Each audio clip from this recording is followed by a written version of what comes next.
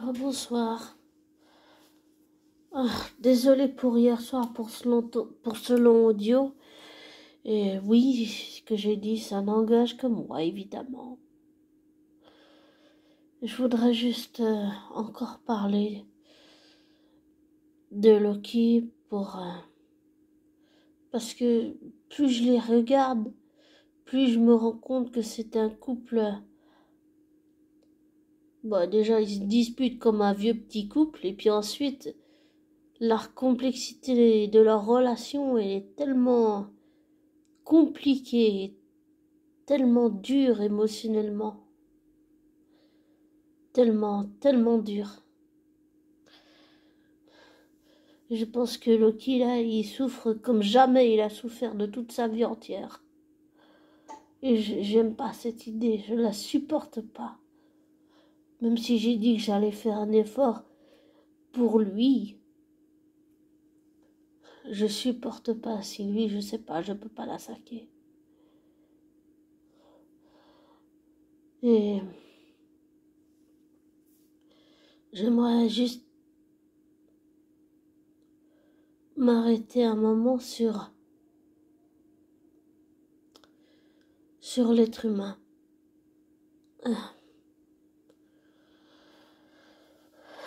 Pour dire que tout ce que j'ai dit à propos de Tom, je le pense sincèrement.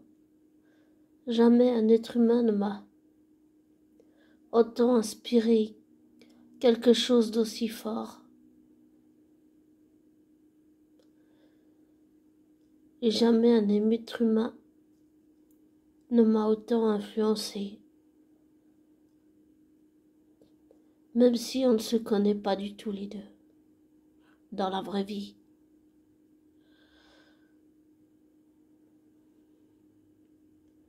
Et je pense toujours qu'on n'a pas le droit de le laisser s'éteindre l'humanité qui a au fond de notre cœur, mais au fond aussi de nos yeux.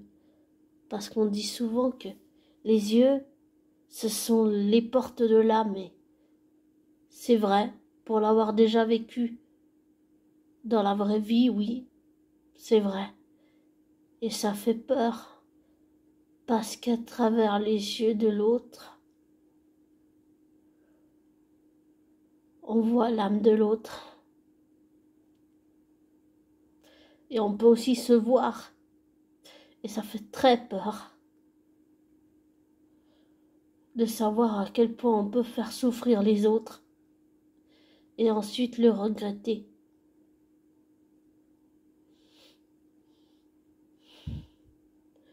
Et j'ai écrit une chanson qui parle de l'humanité. Et même si tout ce que j'ai dit dans mon long audio d'hier et dans celui-ci maintenant n'engage que moi, c'est ce que je pense.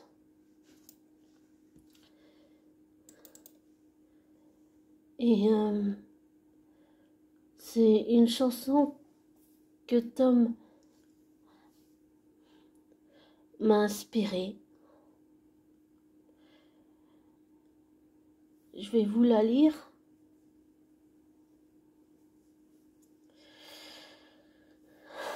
Désolée pour le bruit environnant. Un jour, ce que je croyais éteint s'est réveillé quand cet être humain est entré dans ma vie, car même si on ne se connaît pas dans la vraie vie en réalité, il a réveillé une chose à laquelle je ne m'attendais pas, l'envie de ne pas laisser s'éteindre mon humanité, puisque la seule chose que l'argent ne peut pas acheter est notre humanité humaine profonde et la joie de vivre, c'est de vivre chaque jour comme le dernier avec joie. L'argent n'achète ni notre humanité, ni le temps, ni le bonheur. Cette envie de défendre la vie comme notre humanité humaine, endormie qui se réveille en nous plus forte que jamais, plus que tout au monde, dans ce monde de violence. Notre humanité est ce qui nous permet de se tenir debout, puisque la seule chose que l'argent ne peut pas acheter est notre humanité humaine profonde et la joie de vivre, c'est de vivre chaque jour comme le dernier avec joie. L'argent n'achète ni notre humanité, ni le temps, ni le bonheur, ni l'envie de combattre ce que la corruption peut acheter et fausser, puisque la seule chose que l'argent ne peut pas acheter est notre humanité humaine profonde et la joie de vivre, c'est de vivre chaque jour comme le dernier avec joie. L'envie de ne pas laisser s'éteindre l'humanité profonde en nous, l'envie de ne pas laisser s'éteindre l'humanité en l'être humain. L'argent n'achète ni notre humanité, ni le temps, ni la mort, ni le bonheur, ni l'envie de combattre ce que la corruption peut acheter, puisque la seule chose que l'argent ne peut pas acheter est notre humanité humaine profonde et la joie de vivre, c'est de vivre chaque jour comme le dernier, avec joie, avec humanité humaine.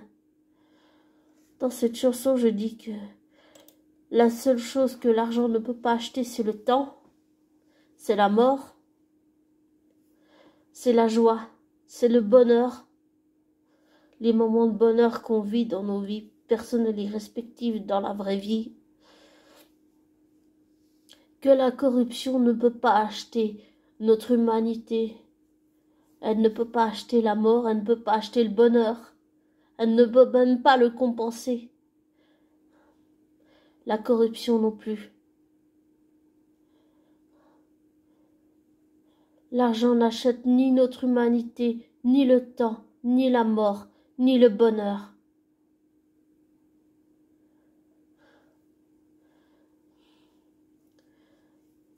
Et ça, c'est une chanson que Tom Hiddleston m'a inspiré, oui. Et il y en a plein. Il y en a tous les mecs que j'allais dire que j'ai rencontrés dans la vraie vie, hormis Tom Hiddleston que j'ai découvert dans le personnage fictif de Loki. Eh bien, tous les mecs que j'ai rencontrés m'ont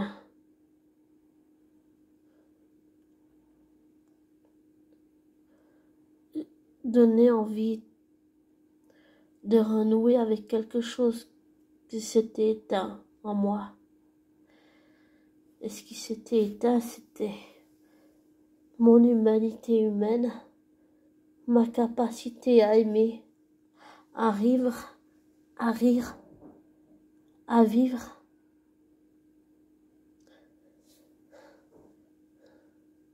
Surtout la capacité d'émotion.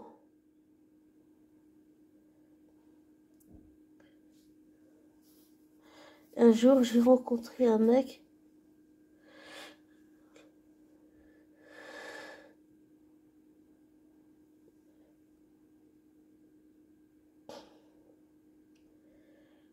je peux pas dire grand-chose sans l'accord de cette personne.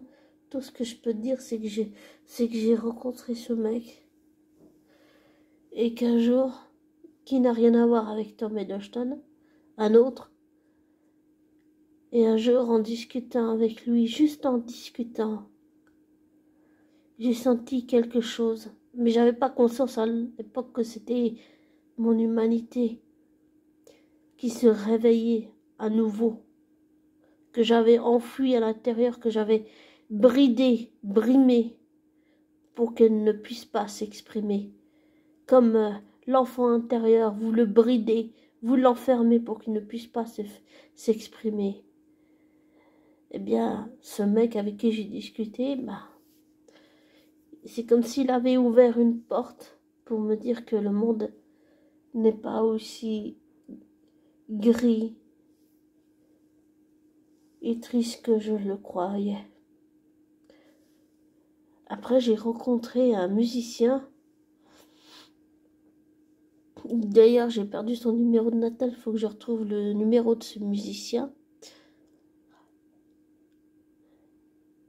Ça, c'était après le youtubeur musicien Maxime. J'ai rencontré dans la vraie que Maxime que j'ai découvert sur YouTube. Après Maxime, et son ami qui est chanteur, j'ai rencontré dans la vraie vie, un musicien. On a parlé beaucoup de choses et beaucoup de musique aussi. Donc les choses, tout ça est revenu, la musique, tout est revenu comme ça. Et ensuite, il y a eu, je dirais en 2011, si on peut dire ça comme ça, la rencontre avec Loki, mais je veux dire rencontre, mais par l'écran, dans le film Thor, voilà. C'est comme ça que j'ai découvert Loki. Et à chaque fois que je le regardais, je me disais, putain de merde, quand est-ce que tu vas faire le bon choix? Pourquoi est-ce que tu fais ça? Pourquoi tu n'écoutes pas Thor? Pourquoi est-ce que tu fais ça? Je me disais à chaque fois, quand est-ce qu'il va faire le bon choix? Putain de merde. À chaque fois, ça m'énervait parce qu'il faisait toujours les mauvais choix. Et j'avais envie que Loki s'en sorte un peu, mais peut-être inconsciemment, sans en être consciente. Bien que je le méprisais, que je le détestais, que je le haïssais. Je méprisais autant l'acteur, l'être humain, que le personnage fictif.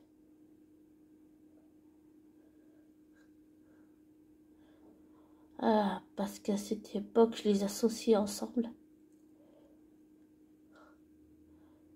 Et j'ai compris qu'il fallait pas que j'associe Tom à son personnage dans la vraie vie. Et c'est ce que je m'efforce de faire depuis. Pour moi, c'est important de le faire. J'arriverai pas à l'expliquer pourquoi. J'ai pas d'explication rationnelle à fournir.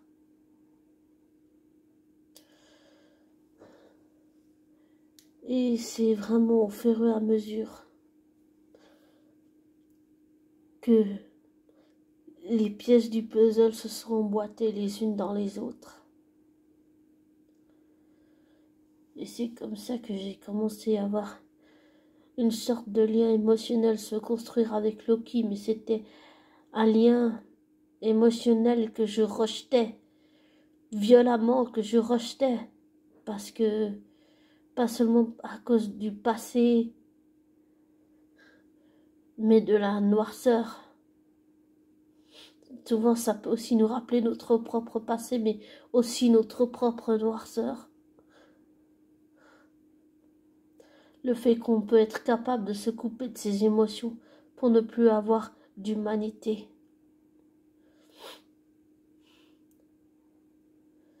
Et ça, c'est aussi un côté de Loki que je rejetais au début.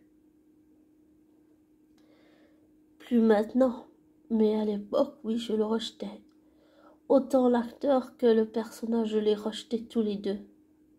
Je les méprisais. Je détestais Tom Hiddleston en tant que personne. Même si c'est honteux de le dire. Je reconnais que je le regrette. Et c'est en creusant, toujours plus en creusant, que j'ai compris qu'il fallait que je les dissocie, mais que j'ai compris, que j'ai fini par comprendre pourquoi j'avais tissé ce lien émotionnel aussi douloureux, aussi dur avec Loki, et que je rejetais tant, que je méprisais tant.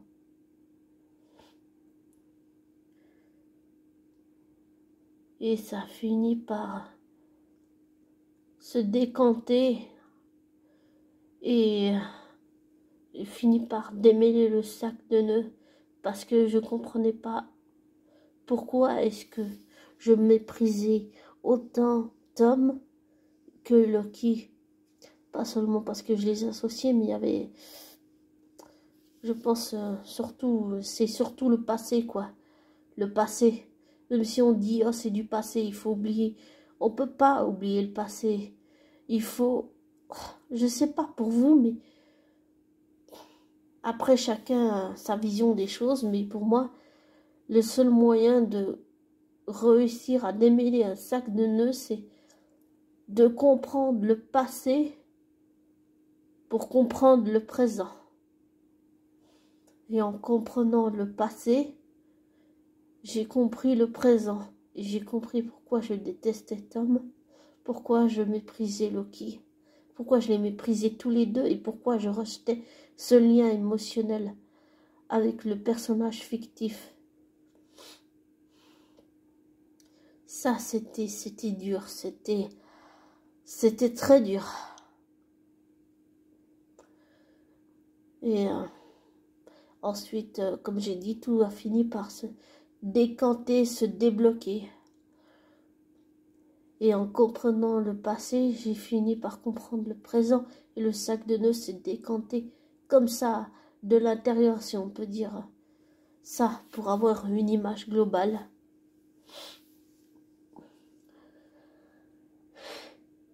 Et c'était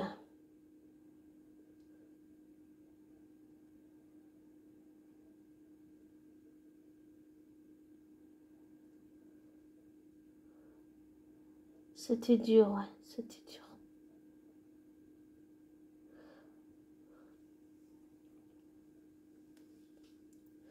Et je regrette d'avoir méprisé Tom. Et je regrette de l'avoir haï, de l'avoir méprisé, de l'avoir jugé, de l'avoir sous-estimé. Parce que même s'il ne me connaît pas et que je ne le connais pas, j'ai l'impression de lui avoir fait du mal. Et je regrette. Je regrette tant.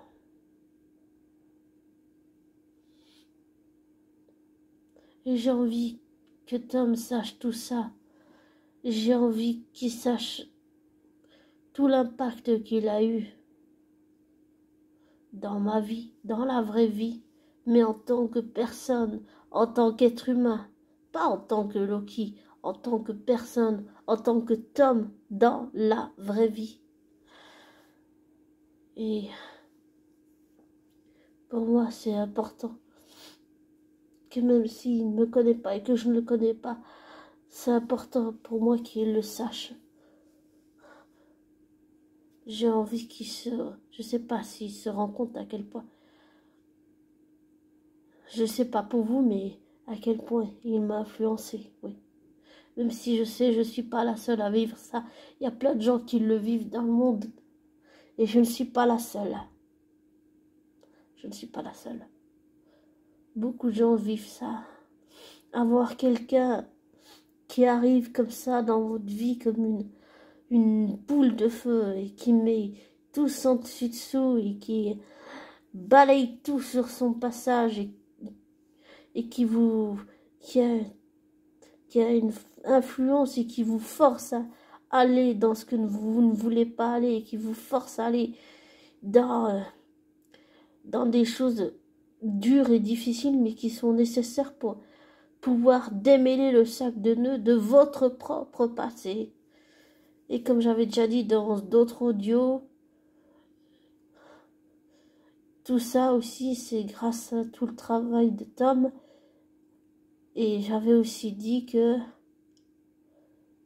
je pensais, enfin que je pense toujours, que Tom a pris de son propre passé personnel et intime dans la vraie vie, et de ses propres souffrances à lui, il les a amenées au personnage de Loki pour servir le personnage de Loki. Il a amené son propre bagage émotionnel, psychologique, mental, affectif. Il l'a amené pour le mettre au service du personnage de Loki. Et ça, je trouve, ça rend le personnage d'une complexité, d'une compliqué, complexité incroyable. Et c'est vraiment un travail de titan. C'est vraiment... C'est un travail, je pense que c'est un métier qui n'est pas facile, qui peut être très dur émotionnellement et qui a aussi beaucoup de contraintes, beaucoup de contraintes dans ce métier. Mais que émotionnellement, psychologiquement, il y a des moments où je ne suis pas dans sa tête, mais bon, j'essaie de me mettre à sa place et je pense que ça doit être un métier émotionnellement, ça doit être bien, mais ça doit aussi y avoir des moments où c'est très dur, très dur. Surtout si on vit une situation compliquée. Et je trouve que Tom restitue ça très bien. Bon, par contre, Loki un peu sans empathie, là, c'est vrai que ça m'a refroidi. Je me disais à chaque fois, quand est-ce que tu vas regarder les choses, quand est-ce que tu vas te rendre compte du mal que tu as fait autour de toi. À chaque fois, j'espérais que Loki fasse les bons choix. Et à chaque fois, je me disais, c'est quand. Et quand j'ai vu la saison 1, je me suis dit, au début, je me suis rien dit, mais je suis très impressionnée, vraiment très impressionnée par la prestation. De Tom, c'était vraiment très fort, là, c'était vraiment très fort. Et j'ai beaucoup aimé que Mobius confronte Loki, qu'il ait une vraie confrontation comme ça avec lui-même, où il essaye de fuir, mais il est incapable de fuir face à Mobius, et que Mobius le force à être vrai, honnête et sincère avec lui-même. Ça, c'était un tour de force magique, je trouve. Même si c'est sûr que ça nécessite beaucoup de travail, c'était magistral. Ça, c'est un de mes épisodes préférés. Et même si je l'ai déjà dit hier aussi, le combat avec Sylvie, ça c'était magnifique. Je sais pas combien ils ont dû de répéter d'heures avec les cascadeurs, mais c'était vraiment le résultat était à la hauteur des attentes. Je trouve c'était magnifique. C'était vraiment bien fait. Et j'ai adoré le combat entre Sylvie et Loki parce que bah tu sens qu'il n'a pas envie d'aller là, il n'a pas envie, il veut pas aller dans ce combat et Sylvie le force à aller jusqu'au bout alors que lui il veut pas faire ça. Et je l'avais dit aussi hier dans mon audio que il m'a beaucoup fait penser à Thor. Bon, pas parce que seulement il a cassé le verre et parce qu'il a chanté en langue asgardienne, mais parce que mais la façon qu'il avait de parler à Sylvie et puis d'essayer de la raisonner encore et encore et encore et encore à chaque fois qu'il n'y arrivait pas. Et ça, j'ai adoré. Ça m'a tellement trop fait penser à Thor. Tellement trop, en fait. Je sais pas. J'ai l'impression, là on revient dans la fiction, j'ai vraiment l'impression que Thor a déteint sur Loki d'une certaine façon. Parce que ça m'a vraiment fait penser à Thor dans la façon dont il se comporte comportementalement avec Sylvie et émotionnellement et psychologiquement. Et comme j'avais dit aussi hier, je pense que Sylvie est tout à fait capable d'utiliser les sentiments amoureux que Loki a pour elle et toutes les peurs que lui peut avoir. Elle est très capable de les utiliser pour les retourner contre Loki. C'est pas qu'un jeu physique et de multivers, et je trouve que dans les analyses d'autres youtubeurs, désolé, même s'il faut pas critiquer, mais pour être honnête, je trouve que ça manque d'émotionnel, c'est-à-dire on oublie la psychologie, on oublie l'affectif, on oublie l'émotionnel, le psychologique, l'affectif, et pas que le physique combat. On oublie la psychologie dans tout ça, la psychologie, le mental, l'affectif, l'émotionnel de Loki, le fait qu'il est amoureux d'elle, de Sylvie, que le fait qu'il veut pas la combattre, qu'il veut pas aller là-dedans, puis qu'il n'a pas envie d'aller là-dedans et qu'elle le force à aller jusqu'au bout et qu'il n'a pas réussi à la raisonner à la fin. Bah, on aime bien les couples qui sont compliqués, hein, parce que à un PN direct, ça gâcherait tout. Mais je trouve que la relation entre Sylvie et Loki est d'une complexité, je me rends compte avec le recul, c'est une complexité incroyable et complètement dingue. Vraiment complètement dingue. Et je trouve que c'est très bien fait, c'est vraiment bien fait. Et j'aurais bien aimé que Kate Herron reste et parte pas. Je trouve que c'est dommage. J'aurais bien aimé qu'elle reste. Je trouve qu'elle a fait un excellent boulot. J'aurais trop aimé qu'elle reste. La façon dont elle a déconstruit Loki pour le faire devenir la meilleure version de lui-même et tout. J'ai adoré. J'espère que ça va continuer dans la saison 2. Et comme j'avais dit aussi dans d'autres audio, même si là je me suis un peu égarée, je trouve que les autres youtubeurs, comme j'ai dit, ça manque d'émotion.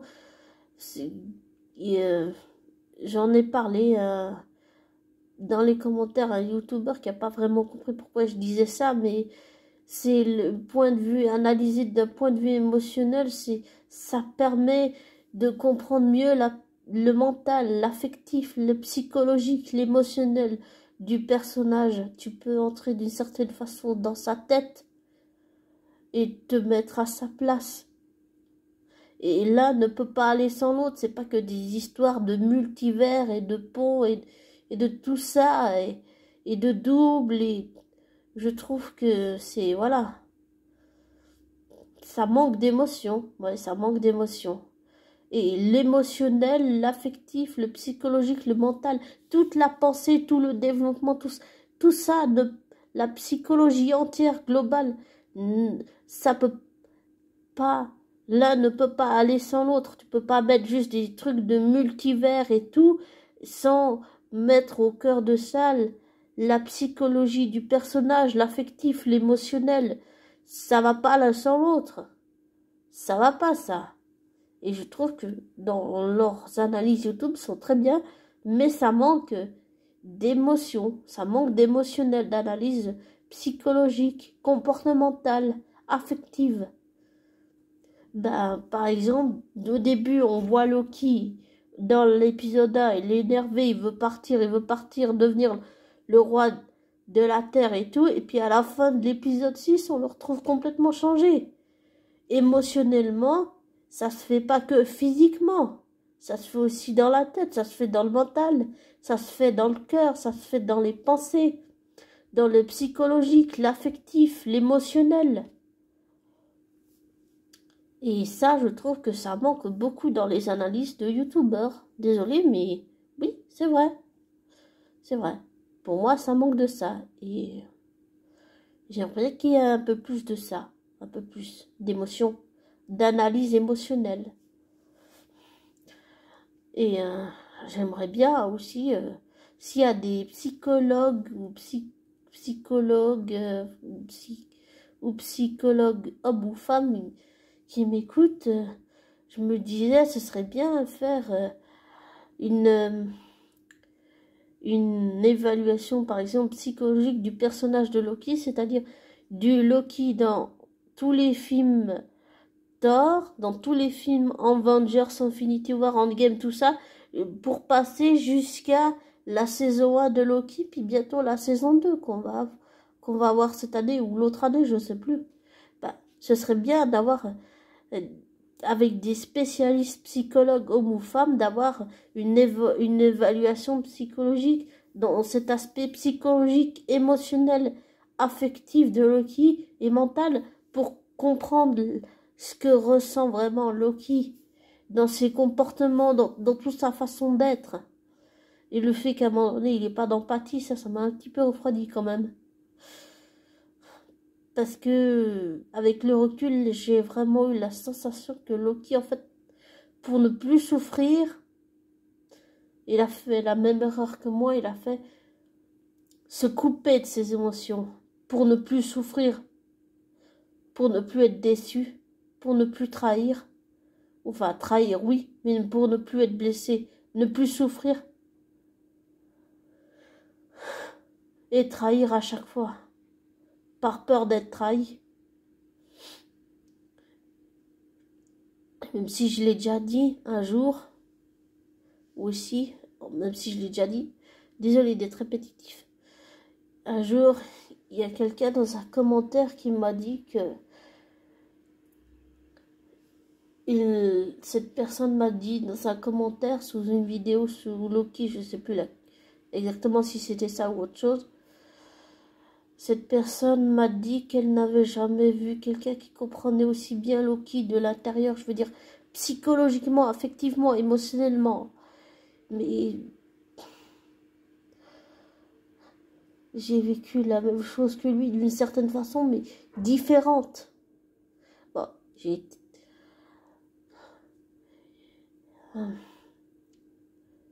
Et quand cette personne m'a dit ça, j'ai pas réalisé ce que ça pourrait dire en fait à l'époque.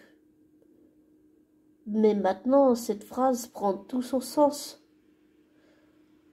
Le fait que je me retrouve en Loki, le fait que j'ai une idée de ce qu'il a ressenti, de la souffrance qu'il a ressentie. Et je sais que je ne suis pas la seule à le vivre, qu'il y a des gens dans le monde entier qui le vivent. Je ne suis pas la seule.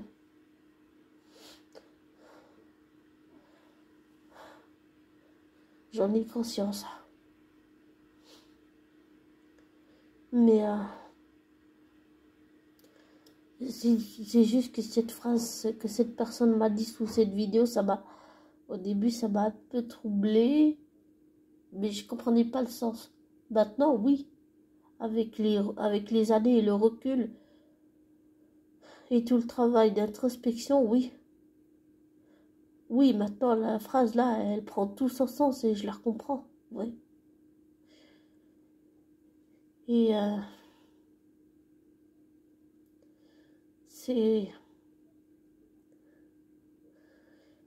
ça me touche, mais c'est juste que ça fait bizarre de s'entendre dire ça. Ça fait très bizarre.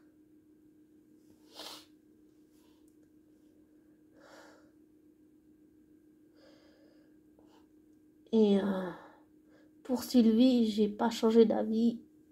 Pour le moment, je suis peut-être un peu bête là, mais peut-être que si elle se rachète en sauvant la vie de Loki, peut-être que je pourrais pardonner Sylvie. Peut-être. Il y a des chances que oui, que je puisse lui pardonner. Mais lui faire confiance, certainement pas. Mais lui pardonner, oui. Ça, c'est possible. On peut pardonner, mais ne pas oublier. Pardonner ne veut pas dire oublier. Et je pense que ça, je peux le faire, oui. Je peux le faire. Si il y a vraiment dans la saison 2 un danger et qu'elle veut sauver Loki parce qu'elle n'a pas envie qu'il se fasse tuer, je pense que je peux pardonner Sylvie Enchanteresse et compagnie. Je pense que oui, je peux le faire.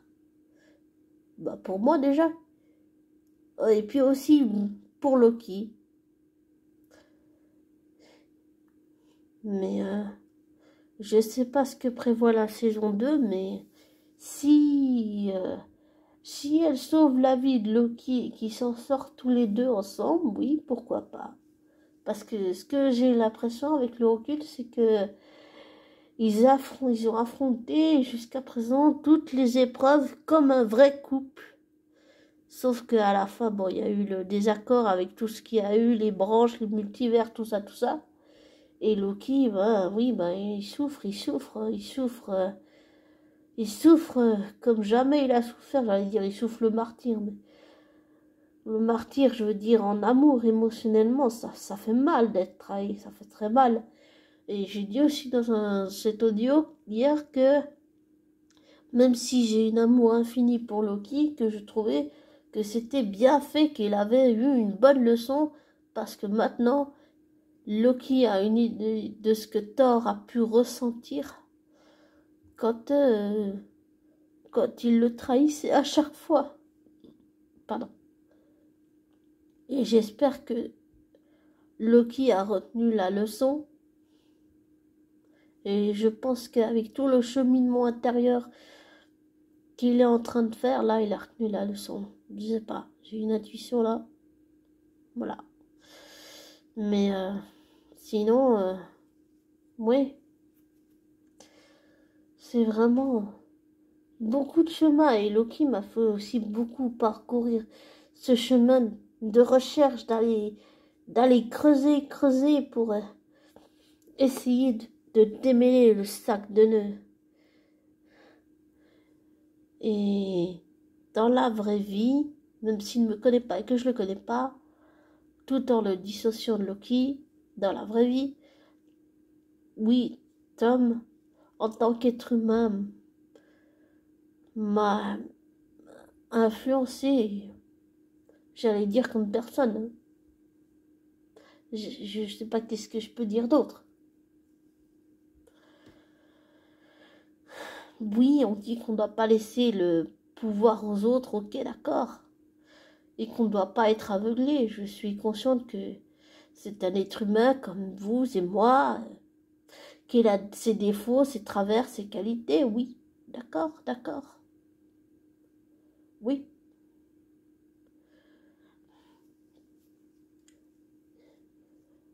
Mais par contre, on ne peut pas zapper le côté très travailleur et tout le travail qu'il fait autour du personnage. Ça, on peut pas le zapper, on pourra jamais lui enlever ça.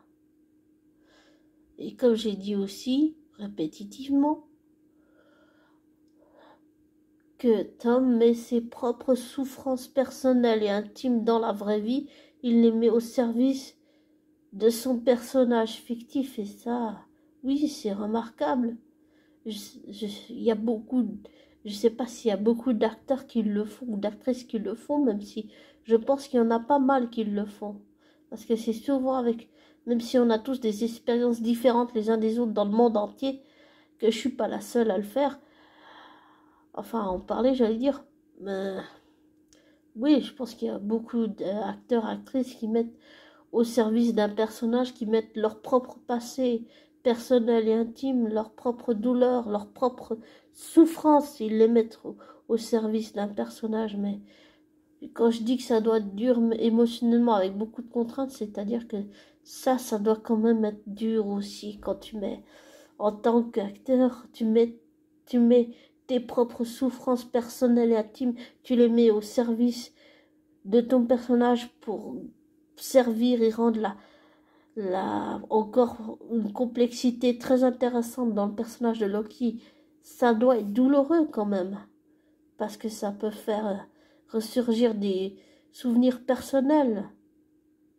Et ça peut être douloureux, je pense, pour un acteur ou une actrice, de faire ça. C'est douloureux. Bah, il y a aussi, par exemple, Robert Pattinson. Ah bah voilà, on va parler aussi de Robert Pattinson, qui est, je trouve, dans le rôle de Bruce et Batman, très bien. J'aime beaucoup ce côté super torturé et tout. J'adore ça, c'est vraiment bien fait. Et j'ai pas envie, contrairement à ceux qui l'ont fait, j'ai pas envie de juger Pattinson parce que, comment dire ça? J'ai l'intuition que c'est quelqu'un qui a aussi énormément souffert dans sa vie, de tous les gens qui n'ont pas cru en lui. Ça, quand les gens ne croient pas en vous, ça crée une blessure énorme, vraiment écorché vif. Et il le met au service du personnage de Bruce et de Batman. Et j'essaye toujours aussi là de dissocier Robert de Bruce. Et je l'ai aussi découvert avec Twilight, évidemment, hein, comment y échapper. Voilà, mais je trouve qu'il fait comme Tom, il met Robert, mais au service de Bruce et de Batman, ses propres souffrances intimes et personnelles. Et oui, je pense que ça doit être douloureux à certains moments parce que t'as le moral en bas en fait quand tu fais ça. Mais ça doit être difficile comme métier, très difficile. Ça vend du rêve, mais ça doit être quand même si c'est une vie de rêve, ça doit être difficile quand même. Et je pense que Robert Pattinson, tout ce qu'on lui reproche, je pense qu'il ne l'a pas mérité. Et que c'est bien que des youtubeurs prennent la défense de Pattinson parce que je pense que c'est un être humain qui a été tellement brisé que il a envie de prouver que il est tout aussi bon que n'importe quel autre acteur au monde. Et je pense que là, il a eu sa chance et qu'il l'a saisi. Et je trouve que le travail qu'il a fait sur le personnage de Bruce Wayne et tout, c'est bien fait. Bon, il est comme monsieur tout le monde, il a ses défauts, ses travers et ses qualités, évidemment, comme monsieur, madame, tout le monde.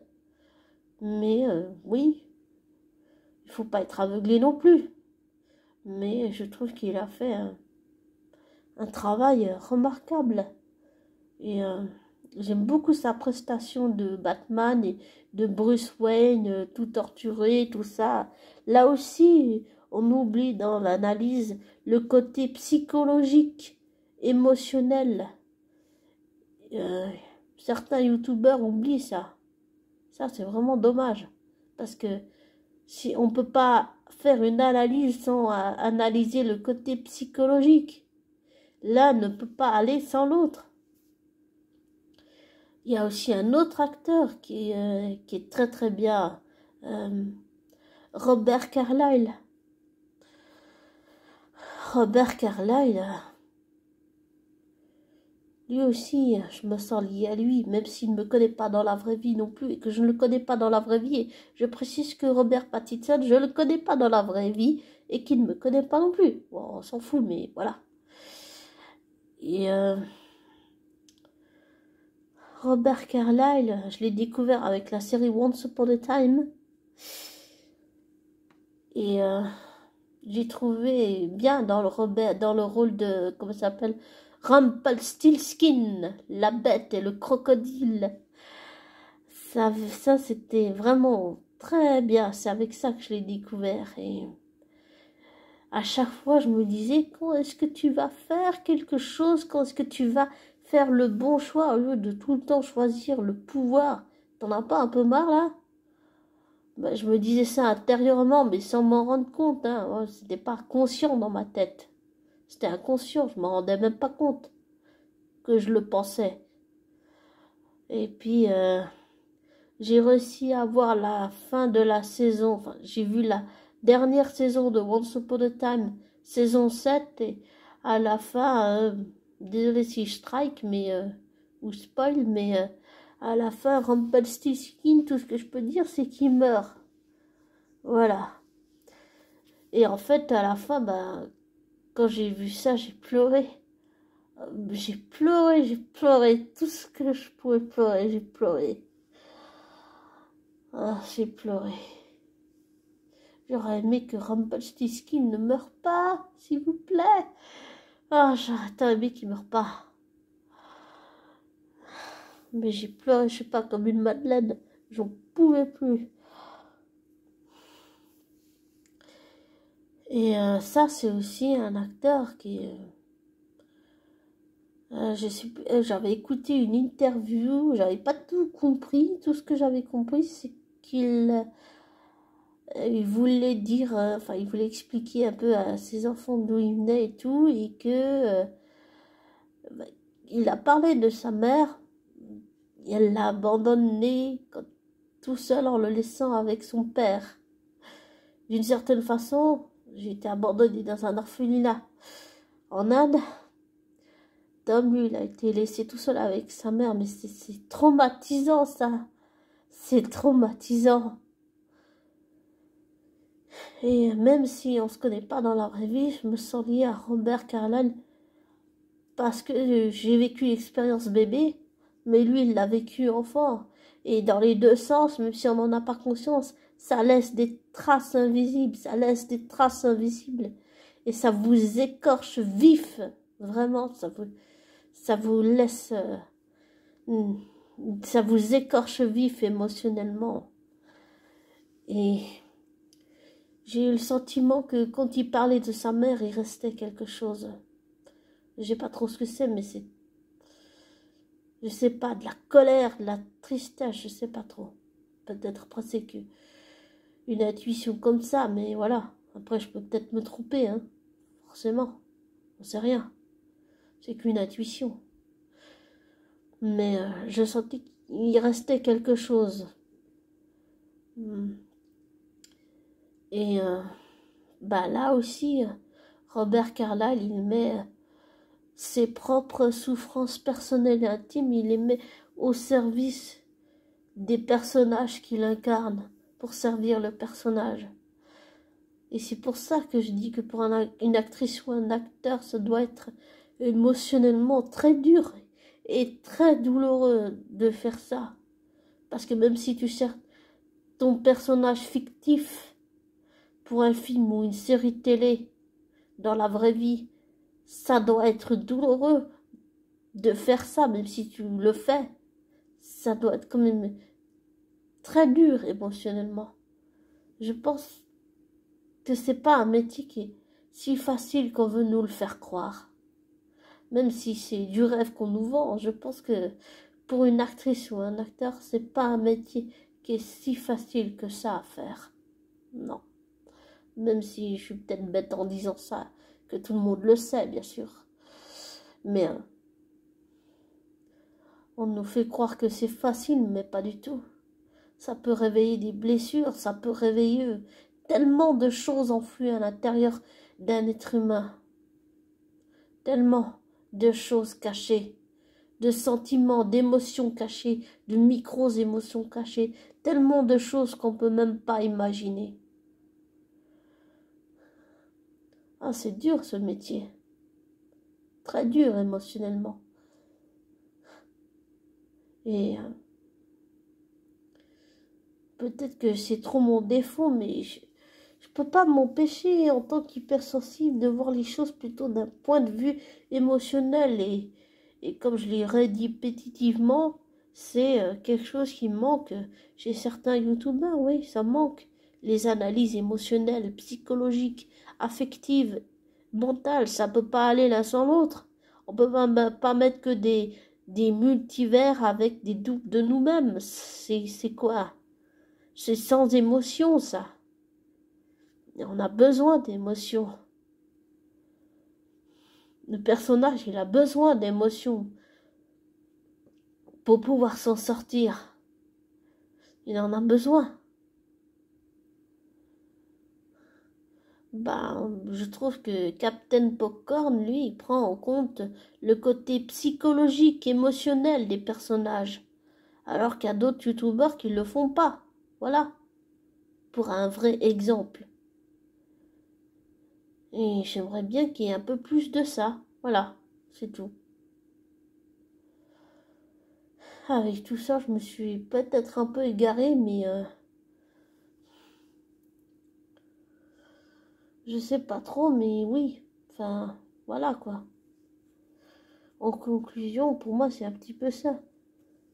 Les analyses de certains youtubeurs manquent d'émotion. L'aspect psychologique. Voilà. Et c'est dommage.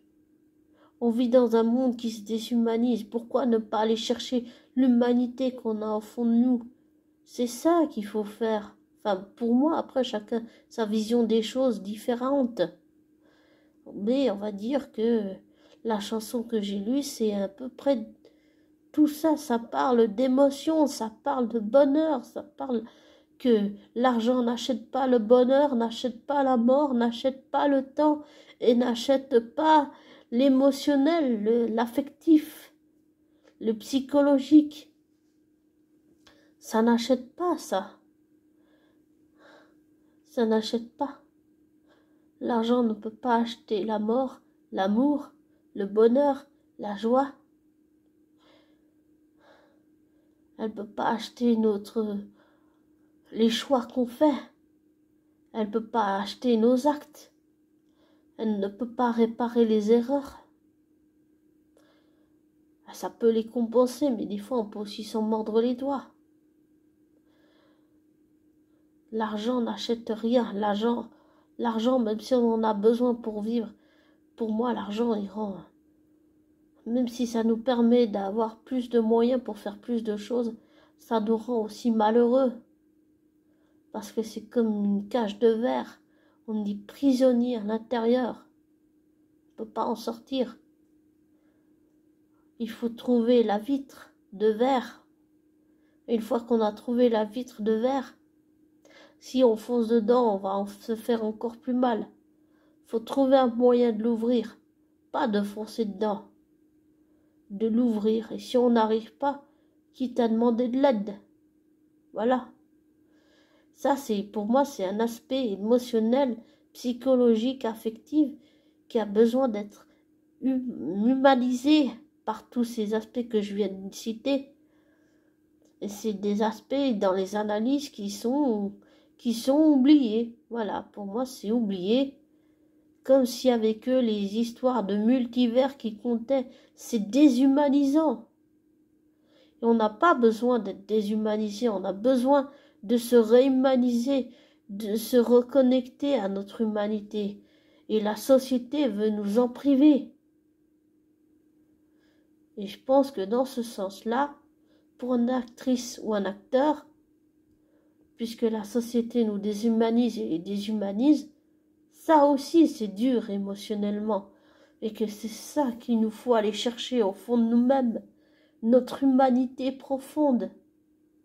Celle qu'on veut nous faire enfuir, qu'on veut nous brimer, qu'on veut nous casser. La chercher au fond de soi. Bon, bien sûr, si c'est un homme pervers narcissique ou une femme pervers narcissique ou toxique, des gens toxiques, c'est sûr que là, il faut être ferme et partir. Avec l'aide de gens qui connaissent ce genre d'individus toxiques. Mais sinon, oui, il faut pas qu'on se déshumanise. Faut pas ça, faut pas ça. On a besoin de nos émotions. Les personnages fictifs aussi, mais j'allais dire, les gens dans la vraie vie, j'allais dire, des gens comme vous et moi, abonnés, ou des gens comme Tom, comme Robert Pattinson, comme Robert Carlyle. Ce sont des gens semblables à vous et moi, messieurs, dames. Même si je suis bête de dire ça, mais tout le monde le sait. Mais je veux dire, dans le côté émotionnel, ouais, c'est ça, quoi. On a besoin de notre humanité. On ne doit pas la laisser la société nous la prendre.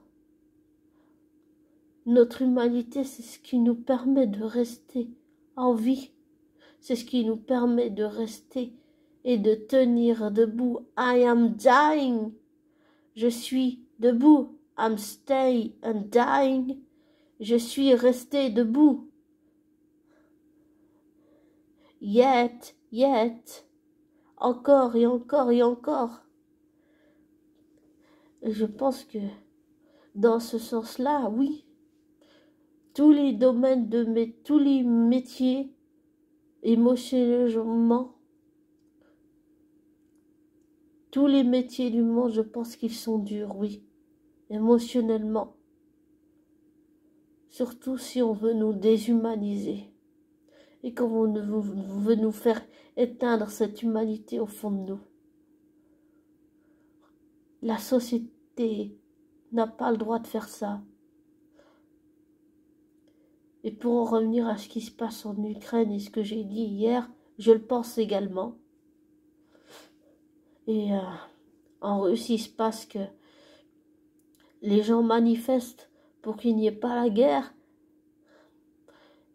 et que Trucmuche, Poutine, les fait enfermer juste parce qu'ils veulent pas la guerre. C'est ridicule, enfin. C'est ridicule, c'est brimer les émotions. Voilà un autre exemple. Brimer les émotions. Brimer, les casser, les casser. Ouais, c'est les casser de l'intérieur. Personne n'a le droit de briser nos émotions, ni notre humanité qu'on veut nous enlever. Ça ne veut pas dire qu'il faut en faire tout un pataquès de nos émotions quand on les exprime. Mais ça ne veut pas dire qu'il faut nous les enlever non plus, et ça ne veut pas dire qu'on doit laisser les autres nous dicter notre comportement tel que comment il faut être. Je laisse plus mon entourage me dicter comment être comportementalement, émotionnellement non plus. C'est important de ne pas se laisser faire. Et psychologiquement, émotionnellement, c'est important, oui, pour se protéger, pour que notre humanité reste en vie en nous, parce que c'est ça qui nous fait tenir, notre humanité. Et les gens qui s'humanisent, les gens qui sont différents sont rejetés.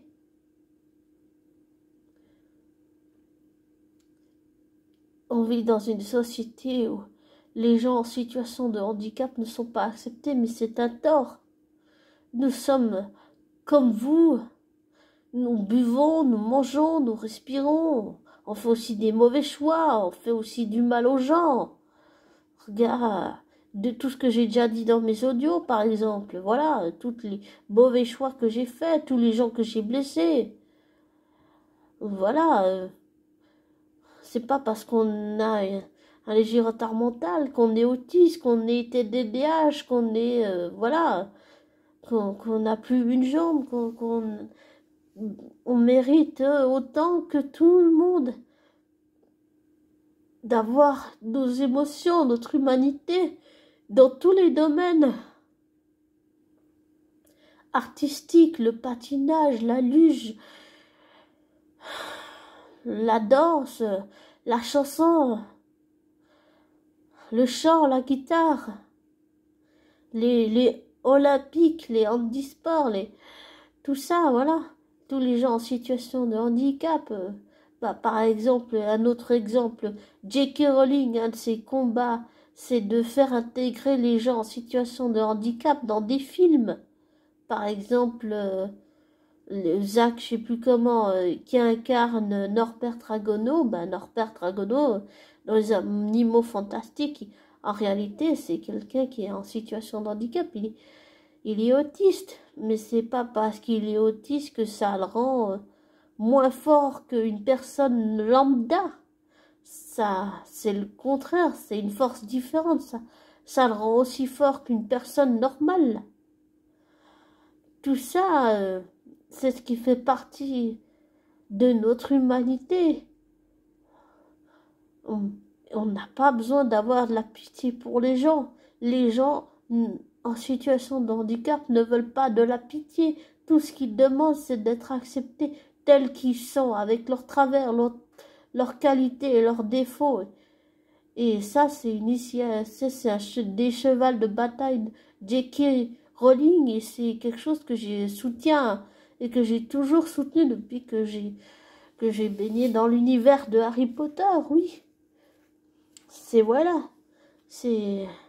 quelque chose, voilà, que j'ai toujours, oui, soutenu. Et c'est quelque chose de tellement important, accepter les différences de l'autre, accepter l'autre, c'est tellement important dans notre monde. Et accepter l'autre, ça veut aussi dire accepter que l'autre soit différent, mais aussi accepter que nos émotions qu'on avait enfouies puissent réapparaître. Voilà. d'une certaine façon. Tous ces sujets que je viens d'évoquer, c'est des choses tellement importantes qui paraissent futiles, mais qui sont tellement importantes dans la vraie vie de tous les jours. C'est tellement important.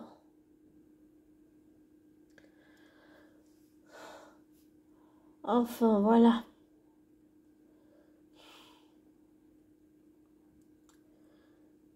Je vais vous laisser. Désolée d'avoir fait trop long. Encore une fois. Et pour revenir, juste pour finir, concernant Tom, eh bien, oui, c'est un être humain dans la vraie vie que j'aimerais rencontrer. Robert Pattinson aussi, Robert Carlyle aussi, oui, ce sont des êtres humains dans la vraie vie que j'ai envie de rencontrer.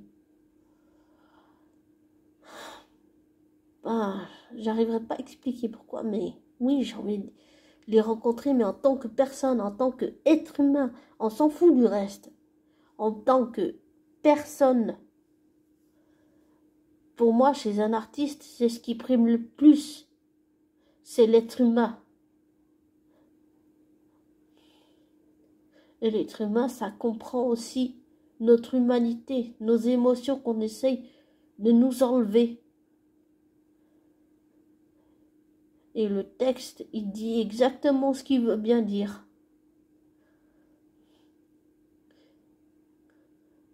Notre humanité, c'est notre flamme. C'est l'étincelle de vie.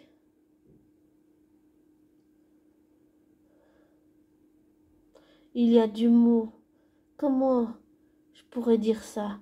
Je voulais dire une phrase, mais j'ai foiré. Désolée. Je finirai avec une citation de Maître Sam Gamgee. Il y a du bon dans ce monde. Il faut se battre pour ça.